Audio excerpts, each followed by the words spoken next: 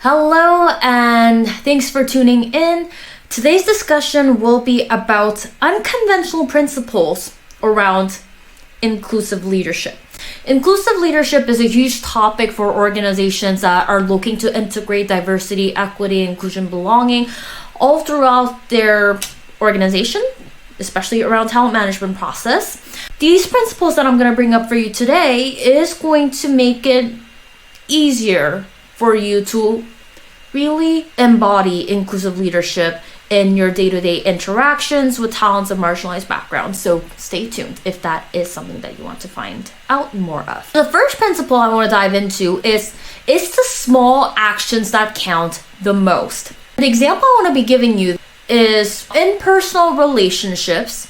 It is relatively easy to keep a track of anniversary. You can just put it on the calendar, you can get reminders, but these small gestures and actions is what makes a really big impact in relationships. The same principle applies when you are practicing inclusive leadership. These big elements such as policies or programs are not exactly hard to remember, but these small gestures or small words or little things here and there, it adds up. It is really difficult to make sure that even the smallest actions and smallest phrases are on point. So that's why I say, as a first principle, it's the small actions that count the most. It's the little moment where someone said something that could be considered as microaggression, and you as a leader put a pause on that and called out that person, or you helped that person to correct. These are the actions that your team members from marginalized backgrounds are going to appreciate the most. And that's when they're going to say, yeah, this leader is practicing inclusive leadership, because it doesn't just show up in the policies, it doesn't show up in the programs, it shows up in their day-to-day actions. It's the small actions that count the most. And the simple way to go about practicing this principle is make every moment count. It might sound like a very cliche life lesson, but it is not an exception when you're practicing inclusive leadership. Whenever you notice something within the moment, point it out or help someone correct or show appreciation. It's the small actions that is going to make the biggest difference for your team members. The second principle, and I'm actually going to ruffle a lot of feathers on this one, is don't put yourself in their shoes. And this goes again for traditional leadership strategies that you're going to come across, because they always emphasize practicing empathy through putting yourself in the other person's shoes. We need to get back into what empathy is all about in the first place. Empathy is all about using our frame of reference to feel what other person is experiencing. In a lot of other cases, when you are practicing leadership, this makes sense because you want to relate and you want to establish the commonality with the other person. And it helps particularly in a lot of communication situations. But in a case of inclusive leadership, where the whole point is to make sure that the other person's perspective and the differences within their journey is completely appreciated and accepted the way they are, using your own frame of reference to relate to the other person doesn't make sense. You have no idea the magnitudes of the battles that they had to go through in order to get to where they are at today. In order to try to be empathetic, people make the mistake of trying to find something to relate to.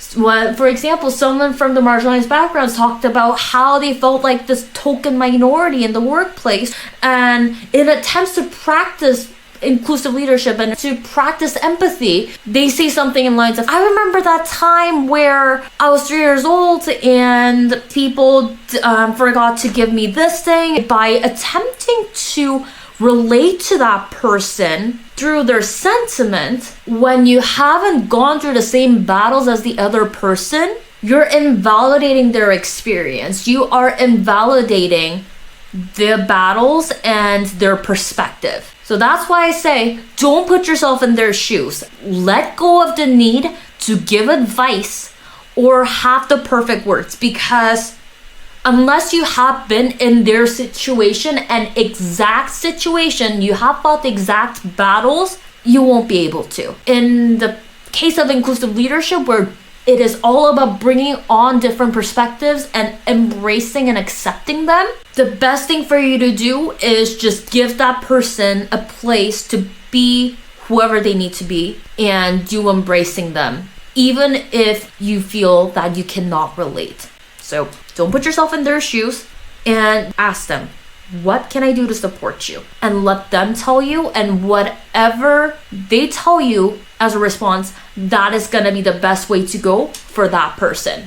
That is one other unconventional principle to help you practice inclusive leadership. Another unconventional principle to help you practice inclusive leadership is to ask.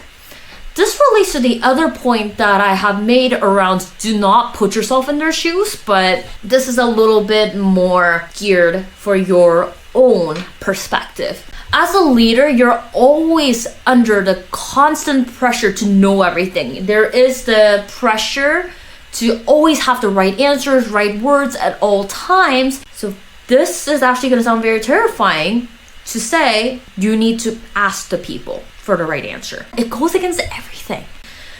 And that's where I want you to revisit the definition of inclusion in the first place. Inclusion is all about giving equal opportunities to who are marginalized. And when we say opportunities, this also means asking for people's advice and their input.